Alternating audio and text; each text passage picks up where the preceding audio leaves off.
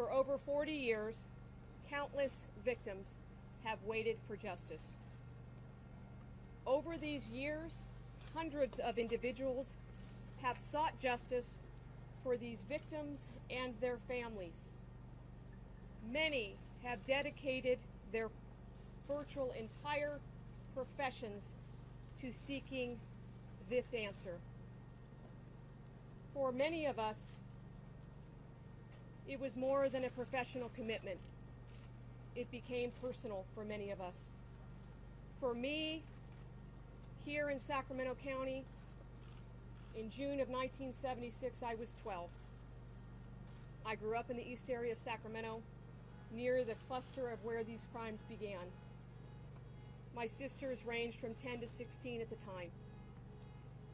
As I have said many times over the last 18 years, at least for me, for us here in Sacramento, it was a time of innocence in 1976. No one locked their doors. Kids rode their bikes to school. Parents let their children play outside. The only thing we were told as a family was you just needed to be home before dark. We did not have things like cell phones or social media. And then for all of us here in this community that lived in this community during this time, it all changed. For anyone that lived here in this community, here in Sacramento, the memories are very vivid. You can ask anyone that grew up here. Everyone has a story. But it must be remembered that it was not just Sacramento, that this case deeply affected this entire state. And then in June of 2016, at the 40th anniversary for the beginning of this series, The East Area Rapists, a press conference was held here in Sacramento, hosted by the Sacramento County Sheriff's Department and the FBI, attended by many agencies across California that have dedicated their careers and professions to coming to some kind of answer. The message was clear in 2016. The magnitude of this case demanded that it be solved. There were upwards of 50 rapes, 12 murders, crimes that spanned 10 years across at least 10 different counties, northern, central, and southern California. And it was that day in June of 2016 that we, in public safety, reiterated our commitment to the victims and to justice. In this case, the East Area Rapist, the Golden State Killer. And it was that day that we embarked upon what I call our journey for justice.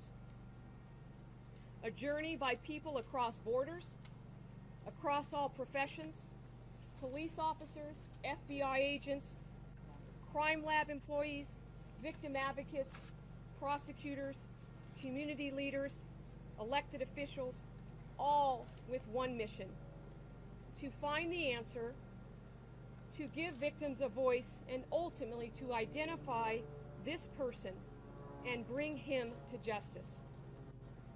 We brought teams together not long after that press conference.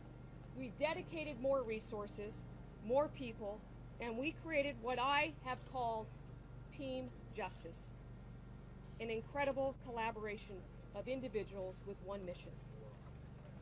There are things about that journey and that commitment that each of us knew. The answer was, and always was going to be, in the DNA. Okay. We knew we could and should solve it using the most innovative DNA technology available at this time.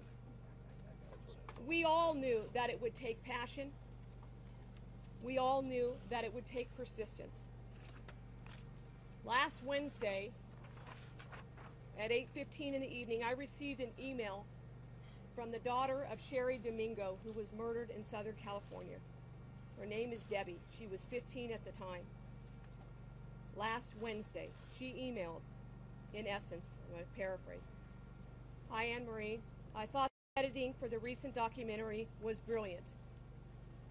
She quoted from the show, quote, "This case will be solved because of sheer persistence." She went on to say, "I have those words posted in a few places in my home and my workplace, so I can see them at various times throughout the day. Thank you for that persistence. I have faith." We all knew, as part of this team, that we were looking for a needle in a haystack. But we also all knew that the needle was there. In the last 6 days, and I emphasize the last 6 days, that passion, that persistence, and the knowledge finally came to an answer in this building behind us here, our crime lab. Crime lab employees, DNA analysts who worked tirelessly in the last few days to provide that answer. Yesterday, an arrest warrant was issued, a complaint was filed, charging that individual with 2 counts of murder with special circumstances for the murder of Brian and Katie Maggiore here in Sacramento in February 1978. It is fitting that today is National DNA Day. We found the needle in the haystack, and it was right here in Sacramento. And with that, I would like to introduce our Sheriff, Scott Jones. Good afternoon. Before I talk a little bit about this case, I'd like to make just a couple preliminary comments. When I became sheriff in Sacramento in 2010, there were very few outstanding cases that drew the passion and the interest and the dogged determination to solve as the East Area Rapist. The sheriff that I took over from, Sheriff John McGinnis, who's here with us today, told me about the importance of it. And I don't know that I fully appreciated it at that time, but I can tell you that without exception, weekly, and sometimes more, I get telephone calls or emails to this day from former employees, former detectives, community members from all over this country that believe that they know or at least have some information on who the East Area Rapist was.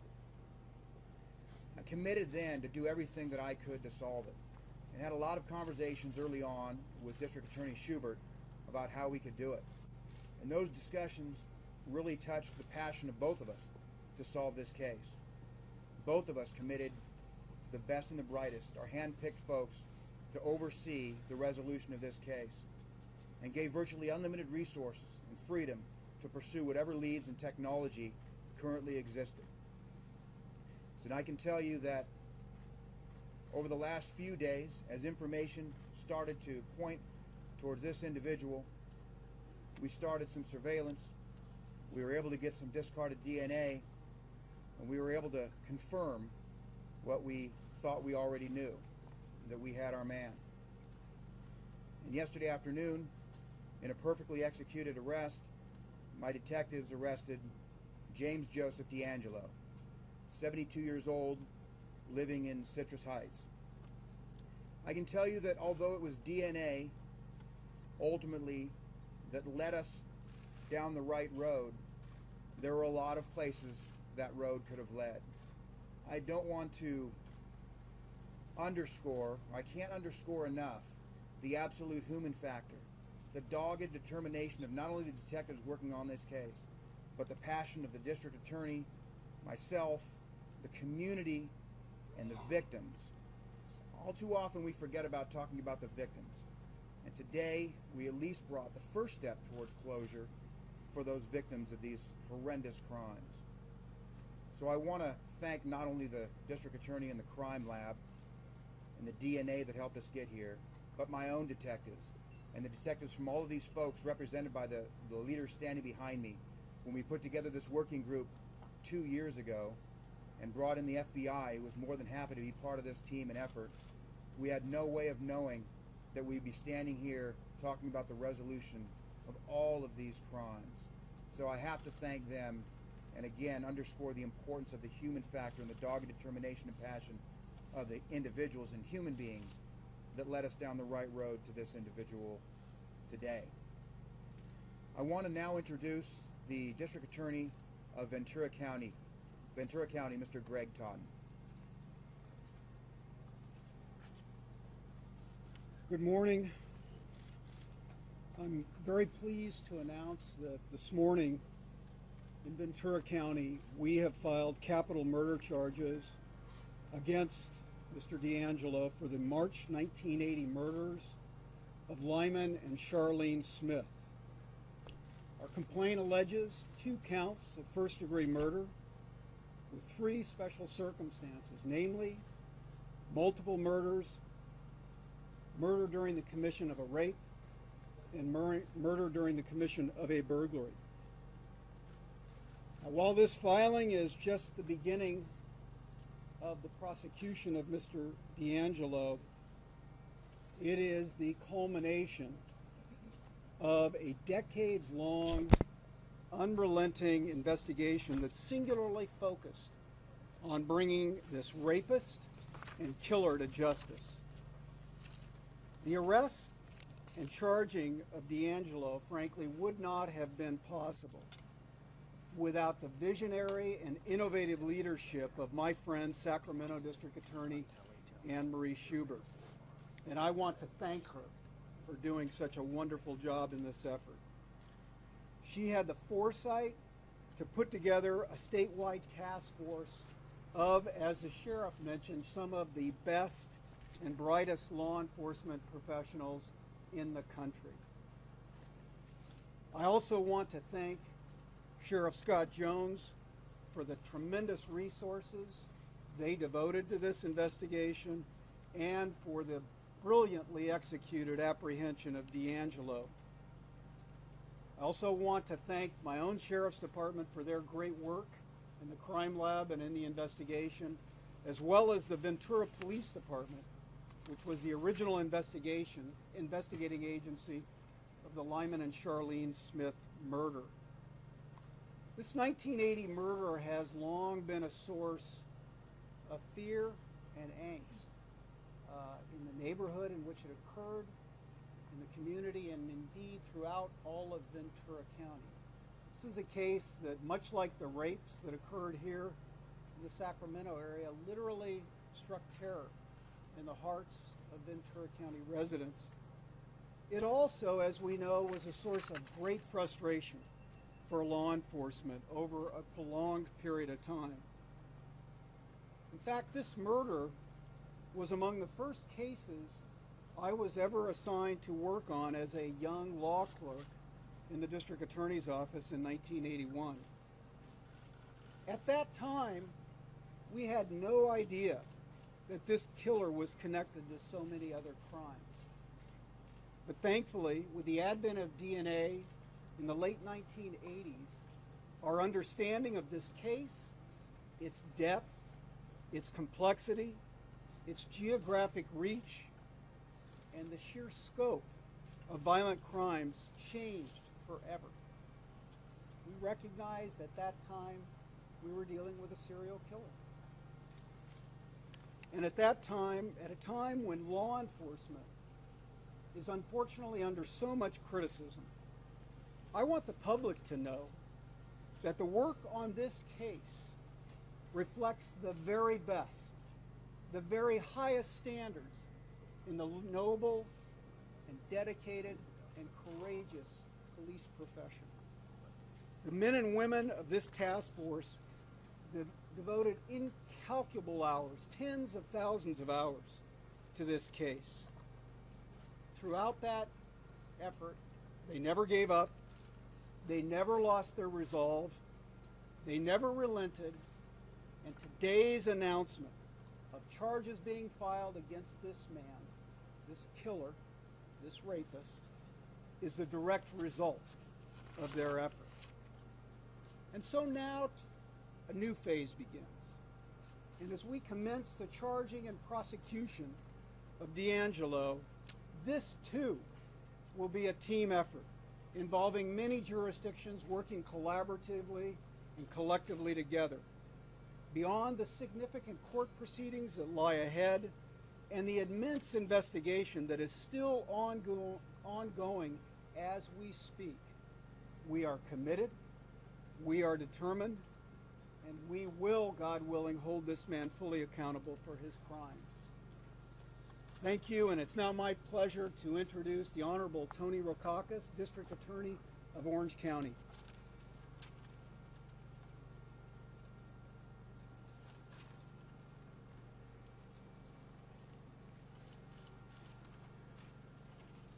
Joseph James Diangelo has been called a lot of things by law enforcement. He's been called the East Side Rapist.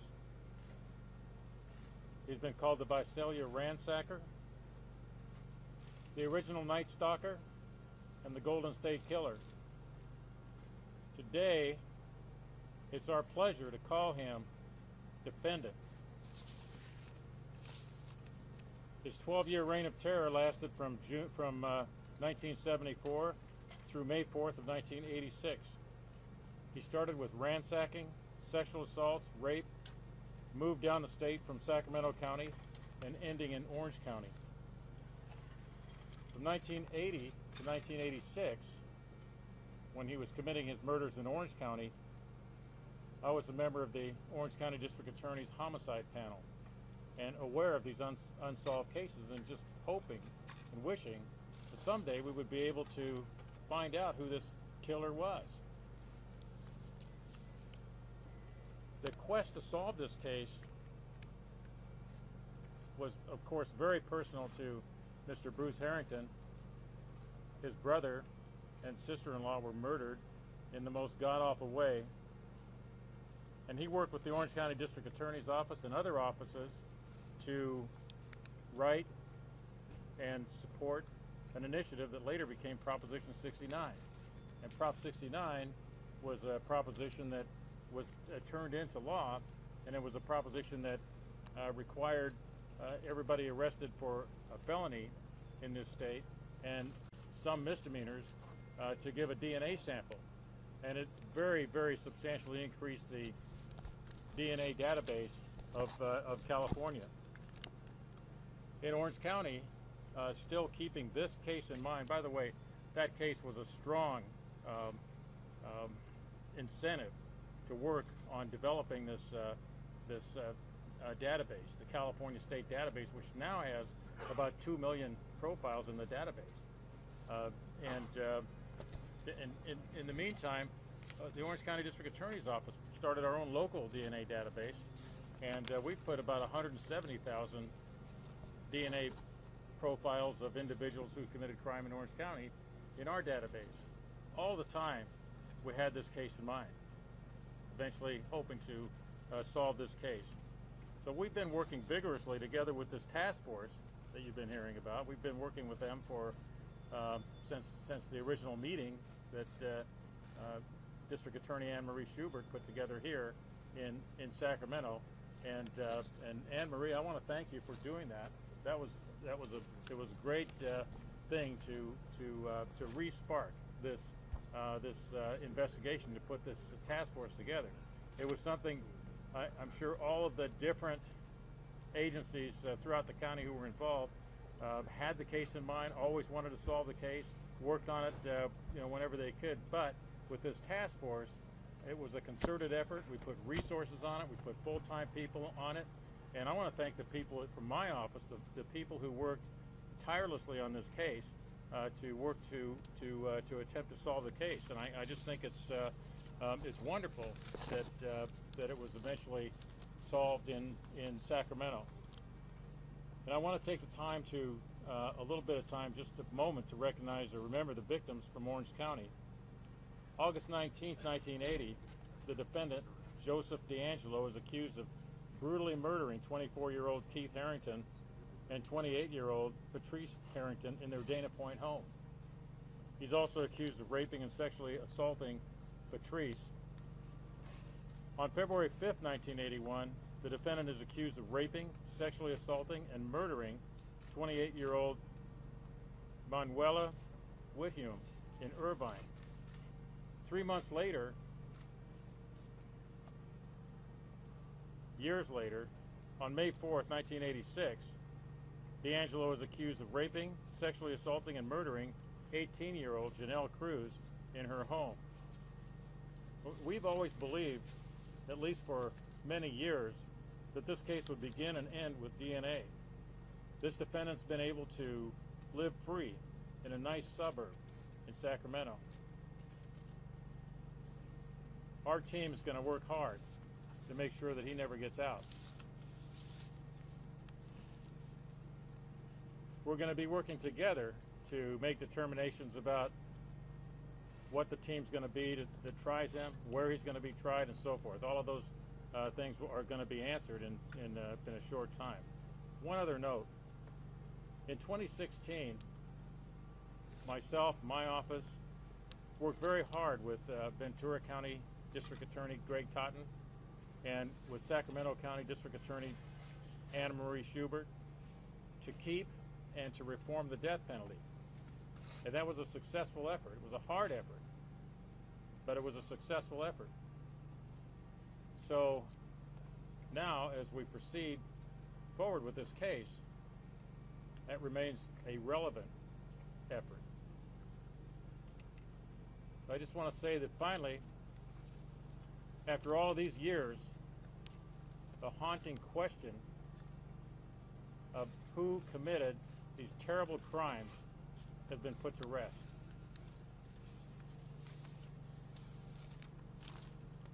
Now, Mr. Bruce Harrington is here, and you've heard his name. I want to introduce you to Mr. Bruce Harrington. Mr. Harrington, if you would step forward, please.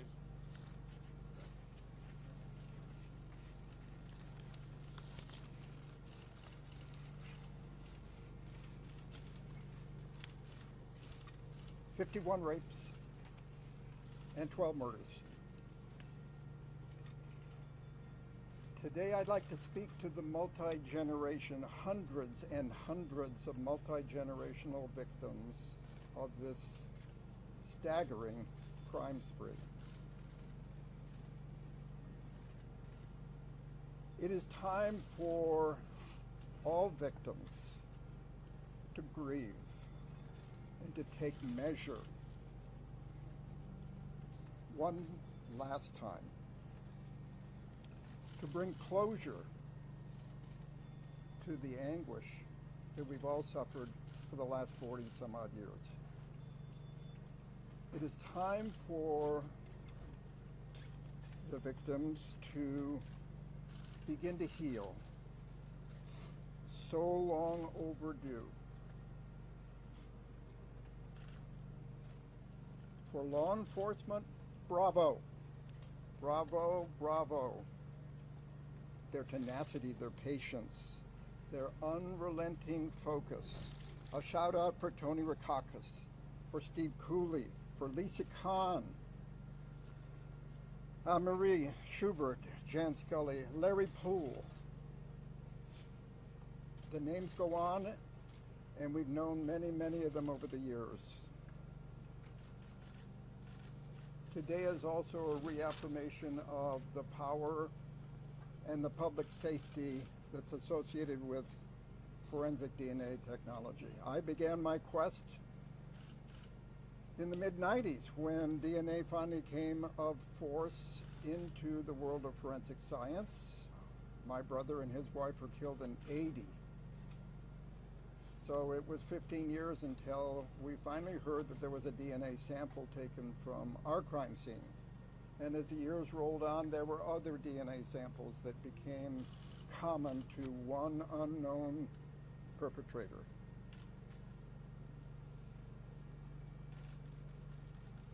It's been a struggle to bring DNA in California to the forefront of that forensic crime scene investigation tool.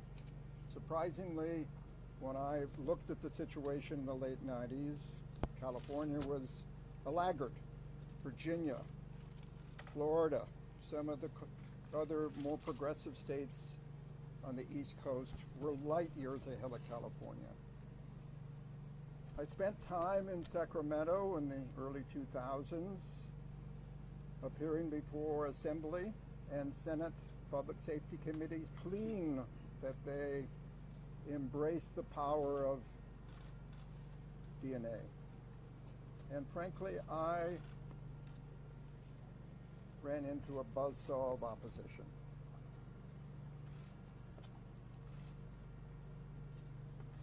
So in 2003, it became apparent that nothing was going to happen through Sacramento. Senator Burton, on the Senate Public Safety Committee, my nemesis, I shamed you then and I shame you now. You were wrong.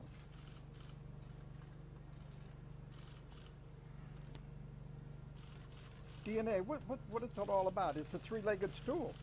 The DNA with a powerful database allows the sample to be checked against old cases, against those that have been wrongly accused, against those that have been wrongly convicted and are sitting in prison. Over the years, innocence projects have flourished at law schools in particular, using DNA to try and exonerate those wrongly committed. I hope they continue. They are a robust and active part of the harnessing of DNA technology. DNA also solves current crimes. This isn't a current crime, that's an old crime, but it's finally solved by DNA. DNA also looks out and cuts down on future crime by using that database to exonerate those that have been wrongly suspicioned and otherwise allow current crimes and to be solved efficiently. I end with a plea to the voters because we are back circulating another petition this year, right now. Go out to your Walmart, go out to your markets, and you'll find people gathering signatures. There is a Keep California Safe proposition, just like there was the DNA Prop 69 petition back in 2004. But here we now in spring and summer of 18, filing another petition to build up, to improve, to build upon and create an even more robust DNA database in California. We need signatures. We need 500,000 signatures by mid-June. It'll be on the November ballot. Vote for it. And you're going to ask yourself, why is it that we're having to circulate a signature petition again? And I would tell you, the Burton acolytes that are still controlling the public safety committees in the Assembly and the Senate again have disappointed their job and made a mockery of the name of their committee, the Public Safety Committee. So vote for that proposition. And again, to the entire reservoir of victims out there, my sadness is with you. For the 51 ladies who were brutally raped in this crime scene, sleep better tonight. He isn't coming through the window. He's now in jail, and he's history. Thank you.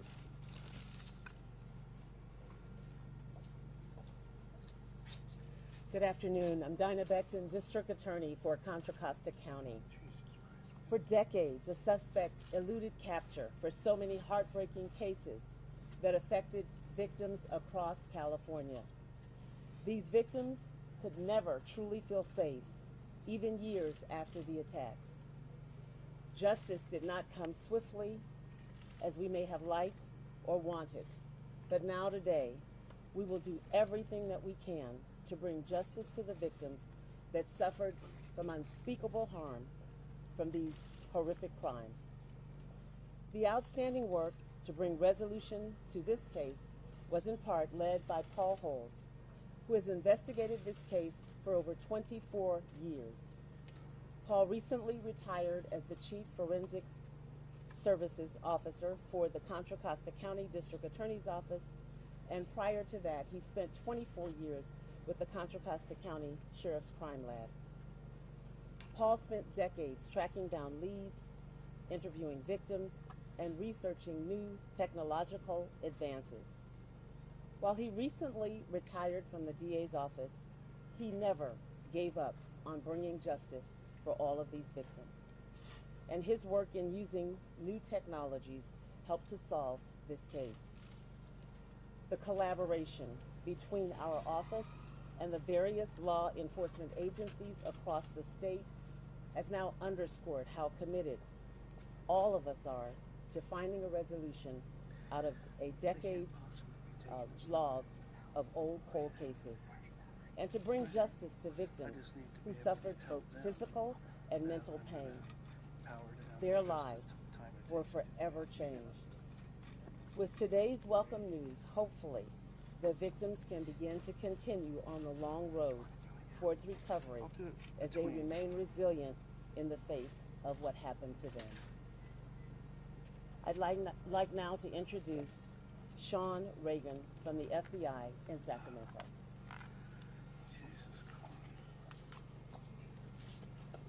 Good afternoon, everybody. Again, I'm Sean Reagan. I'm the special agent in charge of the Sacramento FBI field office. Thank you for being here. I would just like to thank all of this team that's behind me. And when we say a team, truly is a team. You can see that multiple agencies, multiple jurisdictions across the state of California, and that doesn't include all of the leads that were followed up on in other states and in other jurisdictions. Countless hours, as was mentioned, have gone into this investigation. And this team came together and worked consistently to bring justice in this matter, to identify the subject responsible and to solve these heinous crimes. And I'd be remiss when we're talking about a team if I didn't also include the public. We've reached out to the public over the years through media, and since 2016, we've literally received thousands of media or of public tips. And before that, obviously, through the course of the decades, we've received tips from the public. So the public and the citizens are part of this team. And I'd also like to thank all of you, the media. You have kept this investigation and these crimes forefront in people's minds and forefront in the public. So you are part of the team.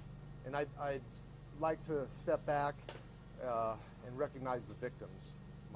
My partners have done that. We all came together, obviously, to bring justice in this case and to solve the crimes. But we came together to bring solace to the victims and to bring some resolution and relief.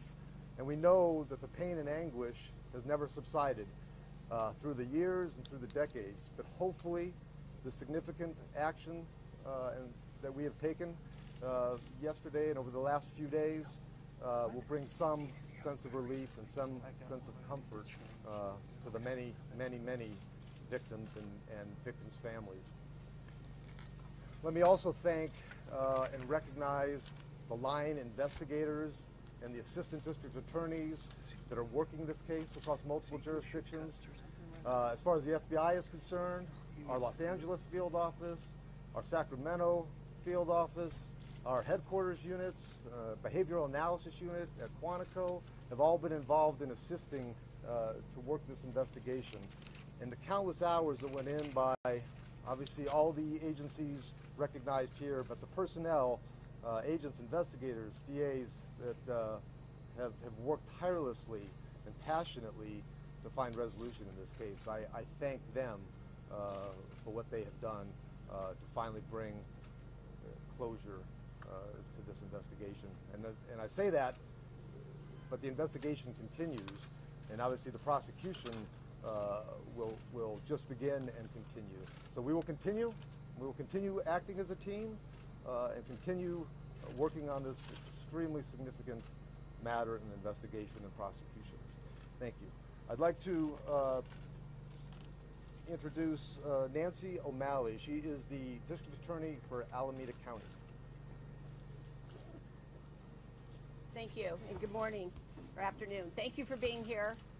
It's so critically important to make sure that the community knows by working with or through the media about this incredible outcome of this horrific case. I want to start by adding my thank yous to the other speakers, and particularly to the leadership of District Attorney Amory Schubert, who did bring us all back together 2 years ago, all of the jurisdictions that had a case that we believed were committed by the same person. Not all of the cases had DNA, but many did. But all of the cases that we believe this individual committed are tied by either his modus operandi or by DNA. And I, like all others that have spoken, are so thankful and appreciative of the work of the teams and the commitment after so many years. The last few weeks, I've been speaking quite a bit on the issue around testing sexual assault kits. There's a documentary that has just been produced by Mariska Hargitay from Law and Order. And that documentary talks about the significance of not testing kits and the impact that has on the victim survivors, the impact it has on society, and the impact it has on people who have been either arrested or wrongly convicted of sexual assault crimes by using DNA to exonerate. Part of what we've been talking about is why it's so significant for us to get those kits out of the police evidence lockers and into crime labs. In 1978, in April, a woman and her partner were asleep. They woke up to this defendant standing over them with a gun. He raped, robbed, and followed the same MO that he had done so many times before. That case occurred in Fremont, California, part of Alameda County. But that was not the beginning for me of this individual, this defendant. In 1977, when I was in college, I became a volunteer at a rape crisis center in Contra Costa County. And it was one of the first rape crisis centers that was created in California. And over the course of the year in 1977 to 1978, the East Area Rapist struck 9 times in Contra Costa County. And I was involved as a volunteer advocate supporting those survivors through the process at that time. One of the things that led me to become a lawyer was to change the paradigm of the injustice that sexual assault and domestic violence experienced back in those days. We didn't have forensic science like DNA. We didn't have trained investigators, committed prosecutors. When I joined the Alameda County District Attorney's Office, it was one of my goals to change that paradigm. And I've worked tirelessly since that time through legislation, through building programs, and all of the things that we see now. So I am particularly thankful and particularly proud to be part of this working group, to have been there in the beginning when I sat with survivors who had been assaulted by this guy, to now when we can witness him being held accountable for the crimes that he committed. There's other legislation. We've been passing legislation for some time around DNA collection, testing of sexual assault kits. And in 2015, then Assemblywoman Nancy Skinner, now Senator Skinner, carried legislation that I sponsored to have those rape kits taken out of the police evidence room and brought into a crime lab to be tested. That was followed up by a lot of advocacy at the national level. And so now there's over $179 million from the federal government for law enforcement to be able to have those kits tested. And this case is one example of so many, but a very stark example of why it's important to have those kits taken to the crime lab and tested. Senator Connie Leyva right now is carrying a bill that I'm proud to sponsor that will require those kits to be taken out of the evidence rooms and brought into a crime lab. What we see is more than 40%, and in some cases higher than that, of a DNA profile that's taken from a forensic sexual assault kit. And those DNA profiles are being matched against the database that we just heard about. And those crimes are being solved. Not just sexual assault crimes, but murder crimes like this. SB 1449 is on its way through the legislative process. And we hope and we ask the community to step up and have their voices heard, that this is critical legislation to get us to a place where we can bring justice to those victims that have suffered this crime in such a horrific way. We have brought justice to the victims and to their families, in this case, through this arrest, and ultimately through the prosecution. Justice was delayed in this case from 1975 to 1986, but we are here now, and the prosecution of this defendant will occur. Thank you for being here, and I believe that, I'm going to turn over to you. Thank you. Hello everyone, I'm Sergeant Sean Hampton, the spokesman for the Sacramento County Sheriff's Department. Right now, Sheriff Jones and District Attorney Anne Marie Schubert will be answering questions. I understand there's a lot of questions. Please be patient. There's no way we will get to them all, but we will do our best.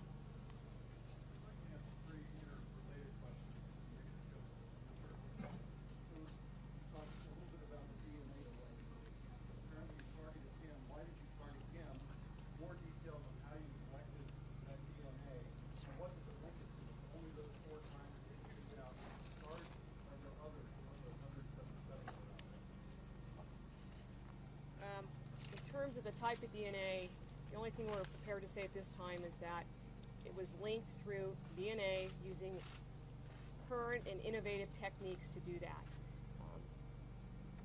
As for the other crimes that we know in California, as your list that you've been handed, there's many of them that match by DNA. It is the same DNA as those that have been charged in the Ventura case, as Mr. Totten mentioned. But those that they just haven't been charged yet. We just haven't gone to that point. This has happened at a very lightning speed, is what I would say. I'm simply going to say he was identified through DNA technology. Can you corroborate that there was a tip that came in to either the FBI or one of your offices last week? No, from that's a source? no, that's not correct. It's not correct. No. Sheriff, can you talk about the arrest? Sorry. Describe how that went down. You said it was a perfect situation. It was. I can tell you, and obviously I'm going to have to be a bit circumspect because this is still a very active investigation. I mean, as we speak, there are warrants being served and interviews being conducted. But what I can tell you is this has all happened in a very rapid last few days, a very compact period of time. During that time, we were able to surveil him. We got a feel for some of his activities or lack thereof, got kind of some information regarding his routines. We got some information relative to what he might do if confronted or apprehended based on the information we were able to glean from that surveillance. So we developed a plan to wait for him to come out of his residence rather than trying to approach him in the residence or when he's out and about in a vehicle. And so when he came out of his residence, we had a team in place that was able to take him into custody. He was very surprised by that. It looked as though he might have been searching his mind to execute a particular plan he may have had in mind. Obviously speculation on my part, but he was not given the opportunity. It happened almost instantaneously, and he was taken into custody without incident at all. Sergio? So many crimes. Looking back, what was it about his MO that allowed him to avoid law enforcement for as long as he did? Well, I can't speak to that specifically, but I can say generally, until we got a working group together and were able to associate our East Area rapist with someone else's Golden State killer, until we were able to collaborate and really start looking at the MOs, the manner in which he carried out his crimes, and see the linkages between the crimes and the DNA that tied many of them together. That was a real breaking point for us and allowed us to not only get more manpower and more brain power on this case, but allowed us to get more clues and follow up on more leads. In the back. Did he use a hammer and dog repellent in his crime?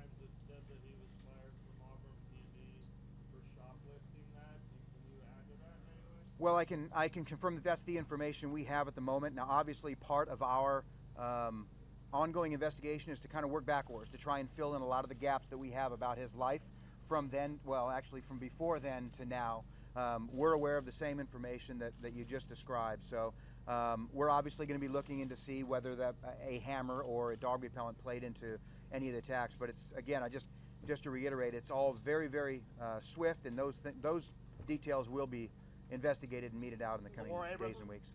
Thank you, Sheriff. Can you confirm his background? We heard that he may be an officer, ex-cop with Auburn. Sure, I can tell you that he is an ex-officer, a police officer in 2 different agencies. One in the Exeter Police Department, which is down in Visalia from approximately 1973 to 1976. That was roughly during the time as the Visalia ransacker cases were occurring. I can then say that he applied for and got a job with the Auburn Police Department and was employed there from roughly 1976 to 1979 until he was fired for what you just heard. So he was committing these crimes while he was on the job? Well, very possibly he was committing the crimes during the time he was employed as a peace officer, and obviously we'll be looking into whether it was actually on the job or whether it was, you know, something that, by on the job, I assume you mean during the time he was employed doing. Yeah, I don't know that yet, but obviously that's a question that we're going to want to answer as well. Up front here. Thank you. Did the new book, All Be Gone in the Dark, generate any new leads in the case or help lead to the arrest? I'm glad you asked that question, because that's a question we've gotten from literally all over the world in the last 24 hours, and the answer is no. Other than the fact that it, as was indicated, the media kept this in the public eye and kept public interest. It kept interest and tips coming in. Other than that, there was no information extracted from that book that directly led to the apprehension. Sheriff, did he live in that location by himself? Any other people in that residence? Does he have a family somewhere? Can you give us? He does have a family. I'm not prepared to talk about what his family is, but he does have adult children. At that residence? That's really all I'm prepared to say at the time. Do we know where we In the ended back up right there? after Auburn? Do we know where we ended up after our Auburn meeting? We don't. We don't have a full picture yet. We're still filling in that timeline. And Sheriff, I could you assume that you said the book didn't play a direct role? The same would apply to the 8-moment documentary as well. My question. And second, can you provide just a little bit more information in terms of what led you to him? I know you said it was DNA, of course, but what led you to take a DNA sample? Sure. There's and again, I have to be a bit circumspect here. But when I said in my earlier comments that, you know, the DNA actually got us to a road, but the road had many destinations, possible destinations. I can first say that even backing up from the DNA, that we would have never got to a DNA sample or ability to compare it without the dogged determination of the detectives on this case. So it's not like it ultimately would have come to us anyways. That's just simply not the case. This was a true convergence of emerging technology and dogged determination by detectives. So once we got information that led us to a general, I mean, it's almost like the DA pointed us east, so we could exclude north, west, and south, but we still had to do a lot of investigative follow-up and drill down from that direction of east until we got to this person. We did a lot of exclusions of other folks, got this person that looked like he might be our guy, and then we're able to get at least an initial discarded DNA sample that gave us more confidence that this was our person, and we're able to continue and get a better, more workable sample of DNA. I will just say at this point it was discarded DNA sample. Was it his Right family's here. DNA? Somebody in his family who tested? And what does the sentence look like for mandate? I'm sorry, I couldn't hear the What's question. next in this case? Are we going to have a full trial? And what does the sentence look like for a mandate stage? Can we answer to that? So I'm absolutely certain there will be a trial. There remain questions, and I don't want to speak for the prosecution, but obviously there will have to be some organization as to who and where and when, but I can guarantee you, I mean, in this case, you know, justice was delayed. It wasn't swift, but I can assure you it will be sure. Let me just say something in terms of the prosecution. There are many jurisdictions involved. I think I mentioned there's 10 counties, and so, sorry, Bob. So those decisions are going to be made in the immediate future. This right now, as I said before, this has occurred in the last 6 days, and so we have to take time and do it right and get together and meet in the best method, as District Attorney Rakakis said. So that will take some time. Yes, sir. Had his name ever come up before last week in any of these investigations, to your knowledge? The answer is no.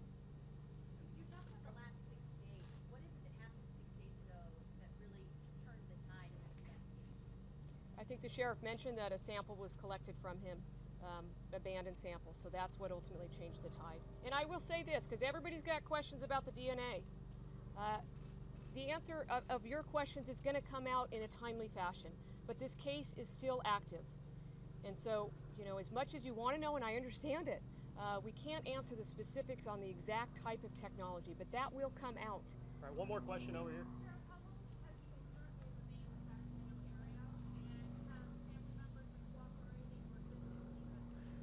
I will say we have interviewed some family members without actually identifying who they are or what relationship they are. We have interviewed them, and they are as cooperative, and certainly it's quite a shock to them, as you might expect. Can I ask the DA a question? Well, we're trying to backtrack that, so we're still working on the actual timeline from then to now.